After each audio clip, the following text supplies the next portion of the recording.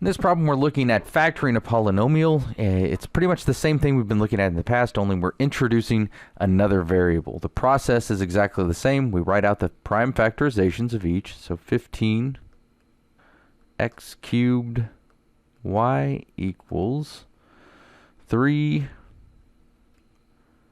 times 5 times 3x's, x times x times x times 1y. And then we have negative 3x squared y squared. That equals negative 1 times 3 times x times y. And then last but not least, we have 6xy cubed. And I should have left a little bit more room in between the 3 and the equals, but there's only one term that's negative, so I know it's not going to have a common term with that negative 1, a common factor with that negative 1. So the 6 ends up being 2 times 3 times x times 3 y's times y times y times y. Now we look for columns that have common factors for all three of the terms. So we have 3x y.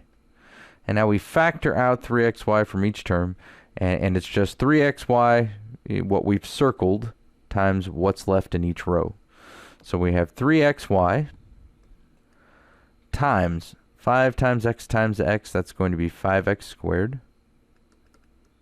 plus, and that's another thing, if you put this negative 1 there, you won't forget the negative, but you will need to make this a plus instead of the minus. So this is going to be plus 3xy times negative 1 times x times y, that's just going to be negative xy, plus 3xy times what's left in our third row, 2 times y. So that's going to be 2y squared.